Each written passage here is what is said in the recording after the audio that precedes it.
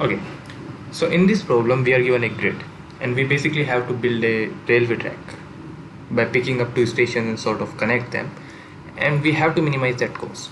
So maybe I build a station 1 here or maybe station 2 here and then a railway track like this. It doesn't matter how you build the railway track because it doesn't change the cost. The cost is basically C times delta plus value written in those cells, A1 plus A2.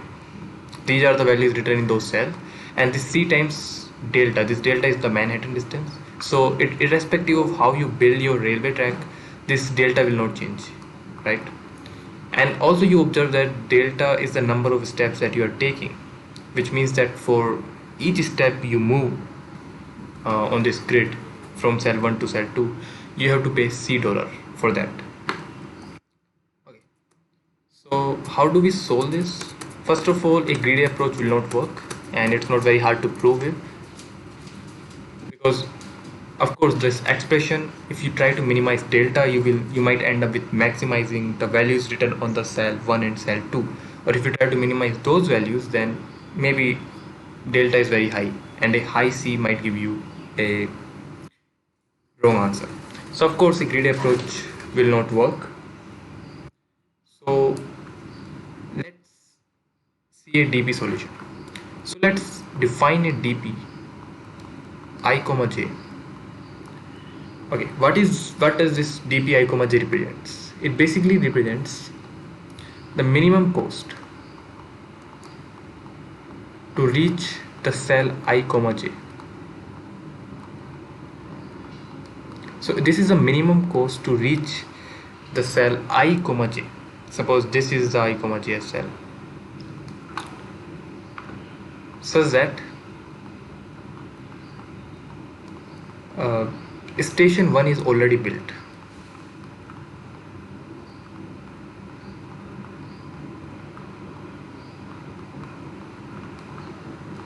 So basically what I'm saying is, suppose this cell right here, this is dpij, so this cell should have basically represents the minimum cost that you need if you decide to build your station 1 somewhere and then you reach here, meaning that you build your station 1 somewhere, for example here, and then you are just moving like this. You are building your railway track now because you have not yet decided the position of station 2, so you are just keep building your railway track and you end up here.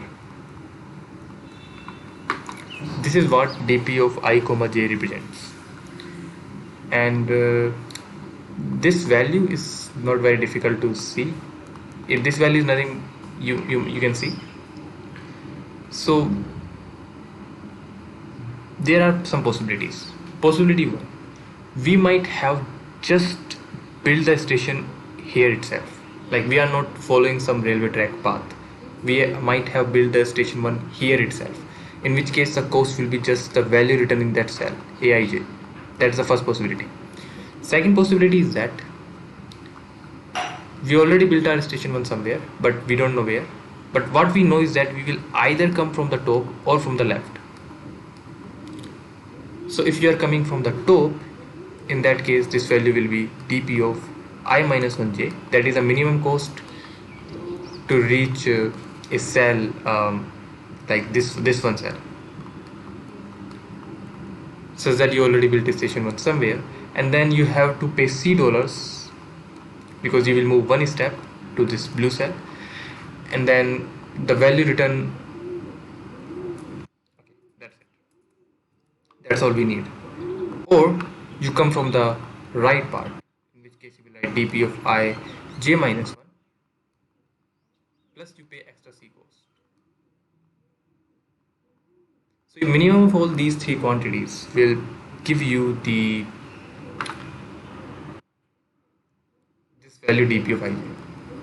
Okay, this is the first part of the problem. Okay, now let's define another dp. Let's call that f of ij. So f of ij represents the minimum cost to build the whole railway track if I comma j, if station 2 is built at cell I comma j. If station 2 is built on cell I comma j.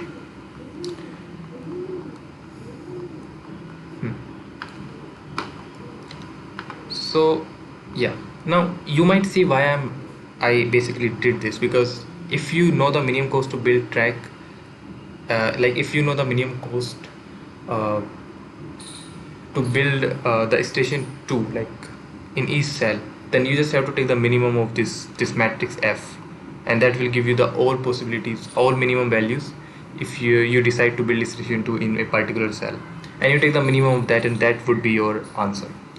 So f of ij represents the minimum cost to build the track if I decide my station 2 in the cell I comma j. So it's like that when I was moving here, I was just moving here like this, and at some point I said that okay, stop and make the station 2 now. That is the cell Fij. So among also, so in like, yeah, so we take the minimum of this matrix Fij. So the transition for the Fij is fairly simple. We would say that Fij is basically equal to the minimum of, so again for Fij either I come from the left or from the top, so it's a minimum. If you come from the top, then the value that you need is basically dp of I minus 1 j, which you already calculated. The minimum cost that you are at this topper this cell, the cell just above it, the cost of that plus you move one step, so pay $C, and then you build a station 2 here, so the cost of that is Bij, the value written in that cell, plus I'm sorry, minimum of this, or you come from the left, in which case this is just dp of I j minus 1, and then again plus C plus Bij, and that will give you the Fij. So these are the two different dp's that you have to make, dpij and f of ij, and then you take the minimum of Fij, and that would be your answer.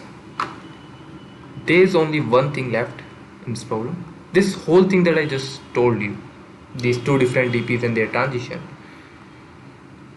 you have to do it for two different metrics. Okay, what that means, and why we have to do it for two different metrics. Because notice that when I just talk about this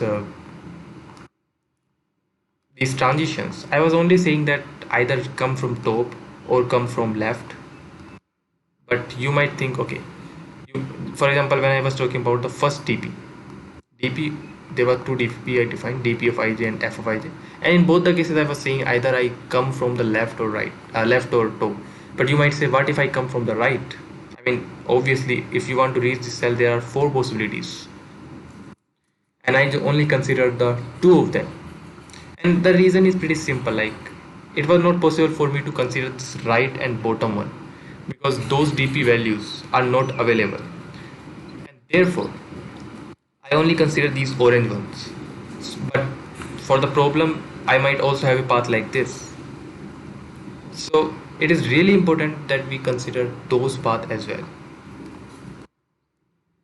And yeah, if you see, for example, this path right here, if you want to cover this path, you can clearly see if I flip this matrix either along the vertical axis or the horizontal axis, both of them will work out. Okay, so if you flip it like along the vertical axis like this, then this will become something like this, I guess, and this is something that we are already doing. So this procedure is same. You have to write the same transition, same dp. I mean, you can take different names, dp f, and you can take dp1 and f1, and what you have to do is this f dp and f, this will be calculated for original matrix mat I comma j, and this will be calculated for the matrix that you flip. Now how do you flip? You just have to yeah, you just have to start the elements from here. I mean, this element right here will become the first element, this element will become the first, this will become the second.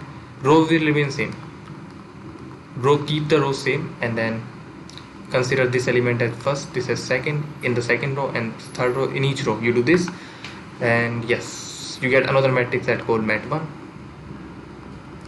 Yeah, so overall answer will be the minimum among all Fij and F1ij. The minimum among all those will be your answer. Of course, you want the minimum, so base case will be that you initialize your matrix with infinite. In terms of code, so this is station 1 that we are doing for dp of 1. So dp of 1, you can see this is the transition. We take the minimum of either this quantity or c plus minimum of these two. dp2 is same. And then for f, we do something like this. We say that the value present in that cell where we want to build the station 2, c to move one step, and this 2, either we come from the top or left. F2 is done. It also considers left and top, but since we have flipped the matrix, it is actually the right and bottom. And among all those, we take the minimum among all such F1, F2 and print the answer. That's it.